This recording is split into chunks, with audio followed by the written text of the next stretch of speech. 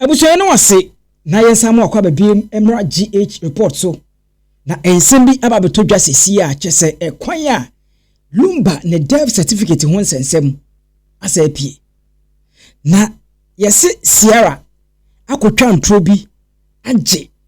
dev certificate no akoye bibi ama ho asem aba bepie na abusua pani to park ene neba aba bonten aba bechimu isamotese yesi dev certificate bi ene yenhu ene akodia ne ade a ene ekwan a Sierra fa so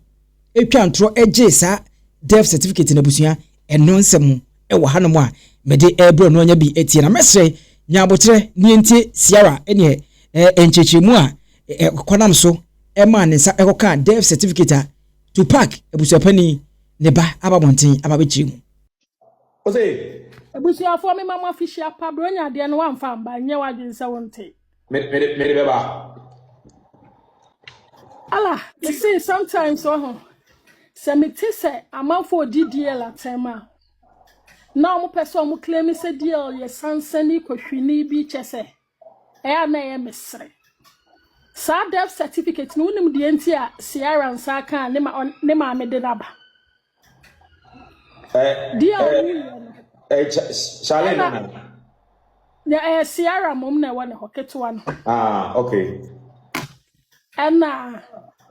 o say the papa we confirm the make can say ma me na ewo of course and America no anything na me for thank you dear who ye no or you're very responsible man to the sense me matna Holland for so many years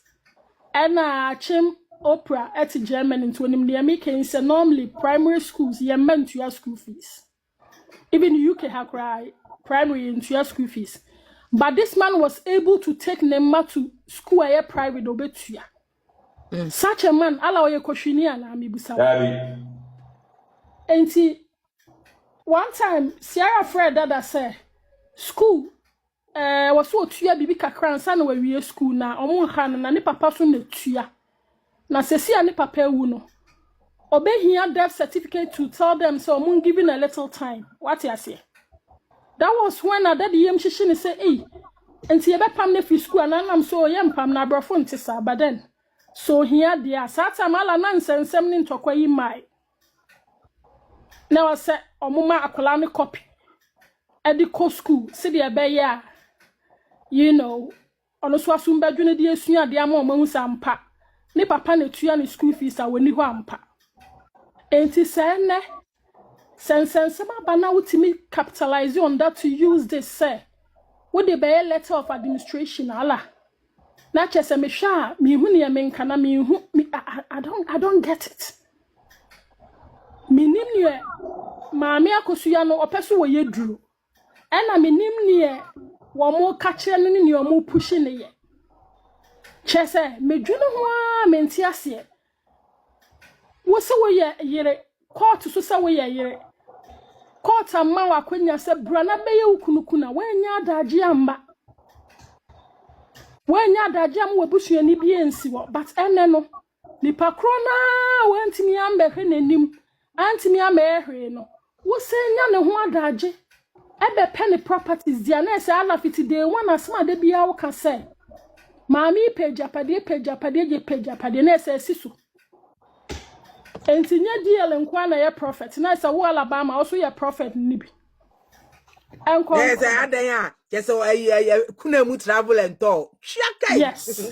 time cry me ho amenti ase and I don't know where these people are almost from legal wives no get their information from sometimes omotimi kan sem family hu na metie bia na mebusa me ho se e ono no mo kasa afa ne ho ana na Ashanti Queen wutimi gina o kasa wa wonim bia me kasa firi ba hwan na e kan sem kire wo ye fa wo gina court a wobetimi a kire ye de o kan sem kire wo no ye de yeni na ehwemu din first no nsem bi wa na ye pese ye ka because no da ho se se de na shefom enti bibia we will fight with you guys with our blood samosema you ready afeni yeso you ready amamo because na ala na me fisi yesi emi nua no nsem ni tu betwa ma ni penya na sumdue but it seems it's even starting obia edi DLDD we ma me hu so ye legend but for the DDO e bona to for man illegal wives for no in some phone amudi ne semu gu nani ma ase papa wote Ghana otimi twa ticket man ma be sra no fi abrochire mumu bebre mu ti abrochire mu ma kro mu nko Ghana da because they be a ticket boy amodin papa ne te Ghana Sidia na oyare ni yare sometimes we na stage na otonyo ma wa otimi so oyare and so wase man kwa ma me man me rebedi din otimi ko enye scan bi di twa ticket e invite ne ma such a man we wu a wo se ade na ne ba kosiye no ade na ya mo pese mo kire no dia na mo kana asem ti se sabi ko hwini bia na odeda yi keje tia bi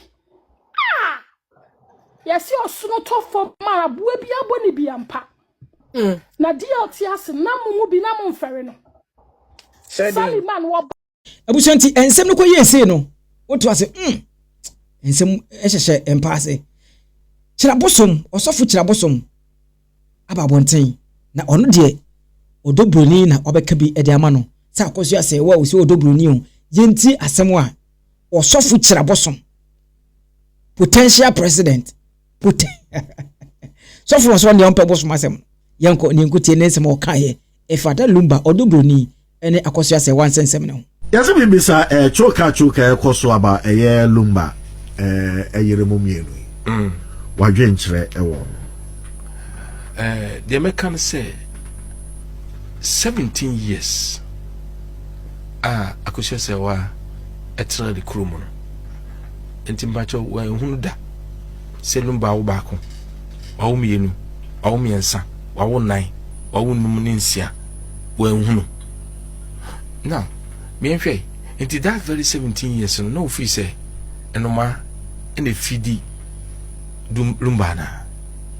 ana o family dibi e ma betena fie ho say onwo aduan manili be so question e bio wo se wu bisa say abra na LUMBA yare obetena Ghana no na ye noma ene fidi na ana say me pacho o family dibi betena ho say onye aduan manili you see this adena bana ye ka ho asem no empanyifo me adwene mu no ye fa yi ntu yi what I say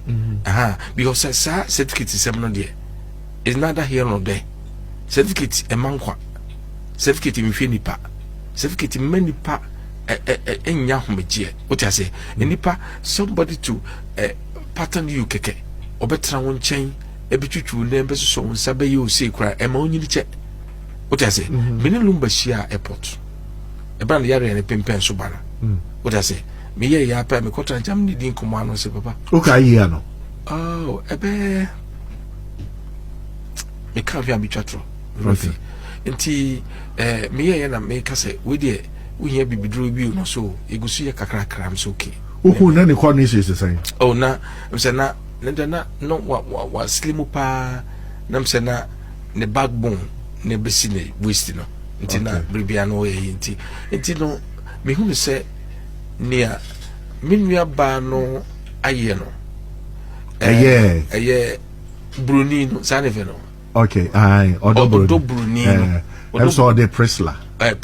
ODO Bronii no de waye no momye ye nanase na ye ma se man for ODO Bronii ya toa me na ntwa santoa ma meme wo Ghana asembe fiase because se obitimi bre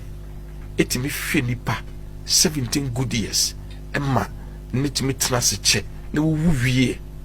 na mnim se LUMBA bia de tie bia wo ye wol na ye wol bia do certificate be ye wia se won da ho tweme ye behwe de nsa be kan japade abusuanti eno eye Osofo KYIRI Abosom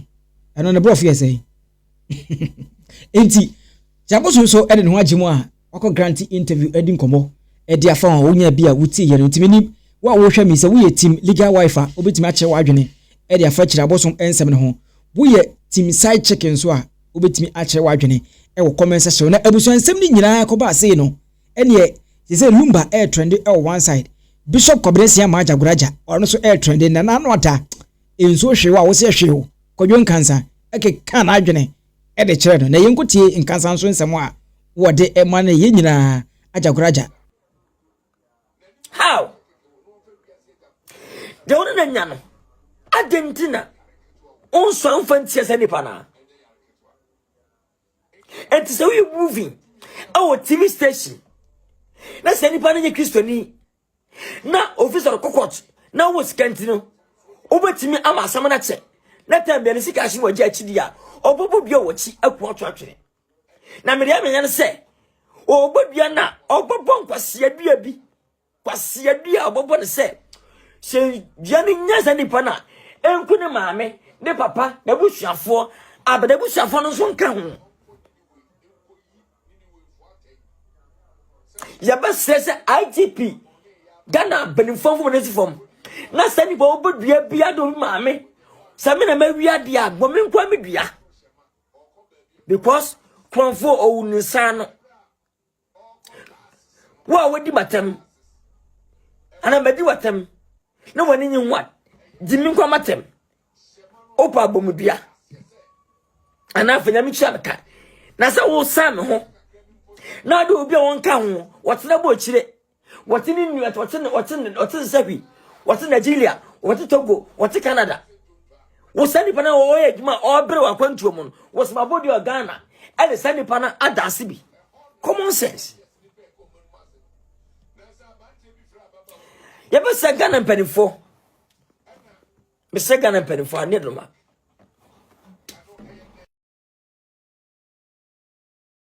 Mr. Pa kana na wote kokoso asante mawura ya dana madama mapeja mama ya besa na suma kwa hene bia boy ya doso awo Ghana na asante mawu ya besa obi abone kura fiso we ni bibia yesi besa oba abontena be na bonte ama nkran kuto e baso abesua bi abesua de kone ye